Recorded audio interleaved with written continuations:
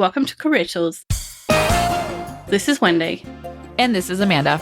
Today's cast, Personal OKRs for Career Growth, Part 2 of 2. The questions that this cast answers are, what are OKRs? Why use OKRs for career growth? And how can I use OKRs for career growth? If you want the answers to these questions and more, keep listening. Want to invest in your team's success for 2025? Manager Tools subscriptions are the perfect solution for professional development. Our structured approach to management and career growth has helped millions of professionals worldwide. Typically, our corporate rates are reserved for teams of 20 or more, but this holiday season only, we're extending these special rates to teams of just 5 or more people. Each subscription includes complete access to our podcast library, ad-free, all templates and tools, comprehensive show notes, expert support, and training discounts. Plus, this December, every subscription includes our exclusive 2025 Career Planning Kit. Choose the right tier for each of your team members. Career Tools for emerging professionals, Manager Tools for team members, and Executive Tools for senior leadership. Don't miss this rare opportunity to access our corporate rates for your smaller teams. Email us at customerservice@manager-tools.com to learn more about gift subscriptions for your organization. That's customerservice@manager-tools.com. No different to you, Amanda and I don't remember what happened in January. In fact, I would say I didn't remember what happened in January and February. And I also don't remember what my New Year's resolutions were because I wrote them down, put them in a drawer, and haven't looked at them since. And so these OKRs that we created, we need to have some way of knowing whether or not we achieved them. We have to have some record of what we were doing in January. So in this part of this cast, we're going to talk about creating a recording system and how often to review it. So once we've got our OKRs, what do we do next? We create a weekly scoring system because OKRs are no different from your other goals wish lists that we all write in January, which languish in the drawer for the entire year if you don't set and maintain a regular review cadence. And OKRs are typically measured on a scale of 0 to 100%, where 0% is no progress, 30% is some progress but behind the expected pace, 70% is good progress at expected pace, and 100% is fully achieved. I like those. They're vague enough for me to feel like, oh, I could just fall into the 60%, 70%. Yeah, still room to grow. Mm-hmm. All right, so let's use this in an example. So if your key result is achieve 3 cloud certifications, 30% would be that you started studying for the first certification. 70% would be that you achieved 2 certifications out of the 3. And then 100% would be that you achieved all 3 certifications. It's easy. I looked at images, which obviously we can't give you images while we're talking on a podcast, but a lot of them have like a battery meter, sort of a horizontal line, and like so much is filled in. So if you like pens and things, you can get to color as well. But basically it's a Markov. It's much less numerical. It's just, a scribble of how far along this I am. And weekly OKR scoring is helpful to personal task achievement because it's not a win-lose proposition, which I really like. Traditionally, you'd set a goal to study 3 hours per week, and then when you have a busy week and you can't study at all, that week is a failure. And I hate that. Next week, you start over at 0, and is there any real impetus to make up the 3 hours that you lost last week, even if you know that 3 hours of study is what you need to do? There's none, because you've just written that week off already. Yeah. That whole black and white success failure approach is super discouraging, and it doesn't account for life, and it certainly doesn't account for, the whirlwind of organizational life right now. Yeah. And OKR scoring maintains a continuous progress score. So for example, if you've completed 2 of those study modules and spent 3 hours of studying in 1 week, you might be at the 70% progress, right? And then that busy week that happened, you still feel like you achieved something, right? You're still making progress towards your goal and you get credit along the way. Mhm. That's a really important thing to remember, that you get credit along the way. Now, the running score gives you motivation to catch up when time allows. So back to what Wendy was saying, if instead of just writing off the week, you can say, okay, well, I'm only 70% away through the second module, but I can still catch up and still make progress instead of just giving up and saying, I'll start again next month, right? Yes. Like I've already missed my goals. Oh, right. Basically every end of January for New Year's resolutions. Exactly. Right? Yeah. And so this system encourages you to problem solve to achieve your goal rather than giving up when you're failing. It says, okay, you're at 70%. How can I get to 100 in the circumstances I'm in now? And if you see your score staying at the same level for multiple weeks, it prompts you to examine why and consider adjustments. So maybe you need to study at the weekend, or maybe your original target was unrealistic, or maybe you just got dumped with a whole bunch of extra work and now it's unrealistic in a way it wasn't before. And because this scoring system is continuous, you can stay focused on overall progress while accounting for the natural ebbs and flows of life and work. And the system's weekly cadence also helps with your ability to record the metrics for your resume. The one thing that most people regret not doing when it comes to actually creating their resumes, right? I would say this also kind of relates to the annual review goals, right? We always just put things off and then we're like, why didn't we just make some documentation along the way so I don't have to review all of the whole process? Because you forget things. And if you are continuously week by week showing yourself that you're making progress, or what happened, right? What impacted your progress that week, and kind of taking note, that just helps so much when you have to look at the overall process of like what could change, or like, yeah, I was a little slow here, but it's because of this, and you already have it written down. Yeah. And the OKRs scoring system asks you for a number. So it says, is it 60% or 70% or 80%? But you also want to write down some qualitative notes about why you gave or achieved the score you did. As Amanda says, if you have those notes that say, I didn't move the needle from 70% 3 weeks in a row because my children were all sick and they were all at home and I could barely get any work done, let alone anything extra, then at least you know on weeks when your children are sick, you can't expect yourself to be achieving more. It helps you with the problem solving, and it gives you evidence if you need additional resources from the organization, which we will come back to. So we talked about weekly reviews. Let's talk about why we review monthly. You will need to review your OKRs monthly as well as weekly. Each review serves a different purpose and gives you a different perspective. Weekly reviews and scoring allows you to catch problems early, maintain momentum, and plan for the next week.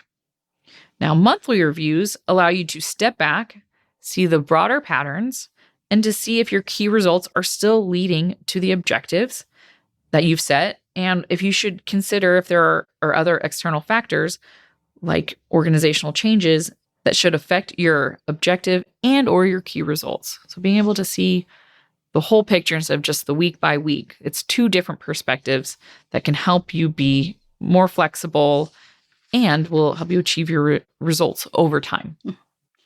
Because if you have that longer timeline, you can see the consistently low scores on a particular key result that might mean you need training or resources or to change the metric altogether.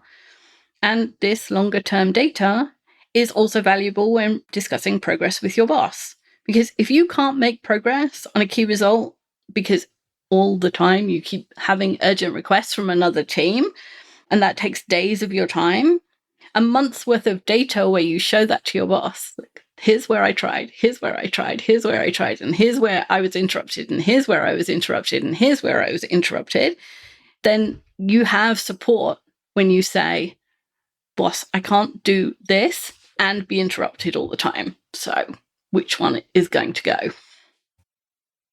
A new year always brings hope and optimism about a better future state. Typically, we allow ourselves to try new things seeking better results. Just imagine the economy improving, your business growing, and a need to hire quickly to meet the demands of a dynamic and changing business climate. Will you be ready? Will the hiring manager, her boss, peers, and HR staff know what to do? We believe effective hiring is not a one-person show. It's a team of individuals from several areas of your company involved in an organizational process to ensure the best fit for your role while avoiding a big miss. And even if your organization already has a process, you can take our practices and infuse them into yours to improve the odds of the right hire. Contact Maggie to learn more about how manager tools can work with your team either on-site or virtually to help individuals in your organization learn how to be effective hiring managers. Group training affords huge cost savings, and the delivery date can be one that works best for your attendees. Email her today at customerservice@manager-tools.com. So now we're going to talk about how to build an evidence portfolio. That sounds really fancy. Sounds really fancy, like Wendy said, but all it really is the record of what you have done, how it linked to your objective, and the achievement of the results and objectives. It doesn't need to be anything more than the notes that you take each week. So it sounds fancy, but it's actually really simple. And the notes that you have are probably enough, but if you want to create something a little more robust, when it comes to review time or when you're looking for a new role, more data, more information is better. So if you have documentation of the work that you've done, more detailed than, I got to 70%, then you have a better conversation for you and your boss, both of whom are, you and she are as likely to have forgotten what's happened in January as each other, right? All humans suffer from recency bias. And so it's not you or your boss, it's humankind that forgets what happened in January. Consider this key result that we used early on as an example. Have 5 of your code improvements adopted as the team standards. For this key result, you'd want to document what the improvement was, how it enhanced the program, when and why it was adopted as a team standard, and the impact it had on team productivity and quality. So there's much more qualitative information about exactly which code. I can imagine checking off, one of my codes was adopted, and then 6 months later having no idea which one it was, or why, or what happened to it. And early on in your career, your work may be modified or improved by others over time. Especially when you're early in your career, you're usually creating the building blocks of something that someone else is using or working.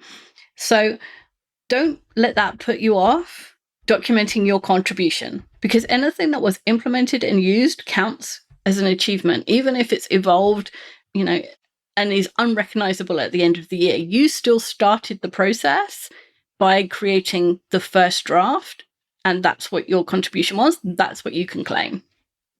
And keep your portfolio outside of the organizational system. If you're ever laid off, you'll likely lose access to the company resources immediately, and with them, the evidence of your achievements.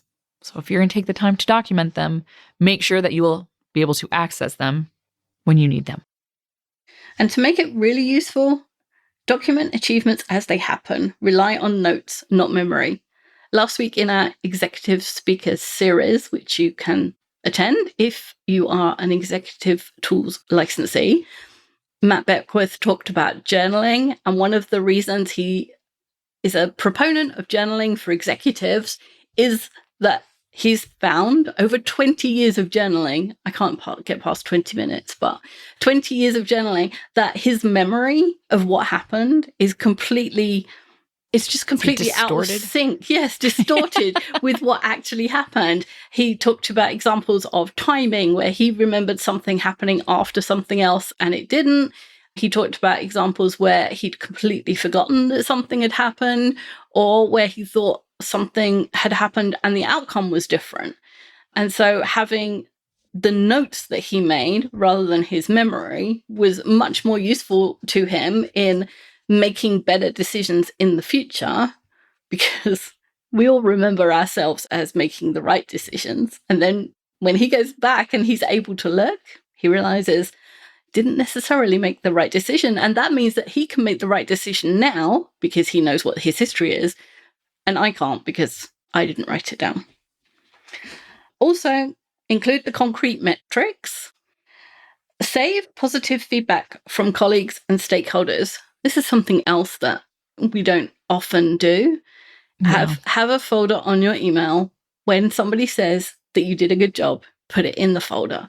If nothing else, it's a really good pick-me-up on a bad day. You can look at it and go, actually, I am awesome, even when things are all going wrong. But also it's really useful at the end of the year when you want to show your boss, yes, here's the 3 customers that I impressed with my speed and abilities. So having those examples is really good. And the last one is note any skills developed or lessons learned. Again, it goes back to what Matt said about how valuable journaling is, or making notes is. Journaling sounds so deep in my soul kind of thing to me, right? But that's not what he means. He means keeping a journal, a record of what happened. And it's really easy also to assume at the end of the year, oh, I didn't learn anything, because you're you now. And you can't remember what you was in January. And you think, yeah, sure, I can use this piece of software now. Could I use it in January? I don't remember. So, writing down the lessons that you're learning and the skills that you're developing as you go is really useful. So make sure you include project outcomes and metrics, process improvements that were implemented, any of your team contributions, leadership moments, even informal ones. Whenever you took charge, add it in there. Yeah. Even if your boss and his number 2 and his number 3 and his number 4, actually you were the only person in your team available at that moment because everybody had gone somewhere else, you were still the leader in that moment. And any of the problems that you solved, skills that were developed, again, positive feedback that was received, and then certifications or training that you completed. It sounds like at the end of the year we'd remember all these things, but you don't, because 365 days is a long time to keep track. So write them down as you go. They say the days are short, but the years are long. No, the days are long, but the years are short. So that doesn't help that doesn't help me in the slightest. Although the fact that the days are long does explain why at the end of the day, I can't remember what I was doing at 5 o'clock this morning, let alone, a week later. So the portfolio serves multiple purposes. It's preparing you for your reviews. It's updating your resume. It even helps you reuse the solutions that you've just created in the future. One of the things that Mark and I often find, because we write so much, is our writing will come back to us and we'll go, oh, that looks really good. Who wrote that? And then you realize it was you, and it's really embarrassing. But as much as we write, we don't even realize that that is our own writing, in part because we write in a certain style for the podcasts and then for emails that we send. So because it's not necessarily, it doesn't sound like you, it just sounds like manager tools, it's less recognizable. But it is amazing how often your own work comes back to you and you think, wow, that's really good. And it's not yours, it's yours, and it's just embarrassing. And just keep it simple. A personal note-taking system or a document is sufficient. The key is consistency. And if you are going to use an electronic system, Matt had 2 hints. 1, make sure it's one that you can get the data out of and that you're consistent with using the same one every year. And 2, typing encourages you to write too much. So you tend to write everything down, but it doesn't register because it's just going through your muscle memory of your fingers. Whereas if you write it by hand, you have to write less. And therefore, you have to only write the important stuff. So that was his hint, and it was like, oh, that's important. I'm going to remember that. So I have remembered it and shared it with you. So to summarize all of these points, OKRs provide a different way to think about and document progress towards your goals. They work better with approaches organizations are taking, like using OKRs, but they're also agile along with its variations. So by setting clear objectives through OKRs, tracking your progress systematically, and maintaining evidence of your achievements, you're creating a foundation for career growth. This approach not only helps you stay focused and motivated, but also ensures that you can clearly demonstrate your value and progression when you need to. The regret of not having taken notes. Every time.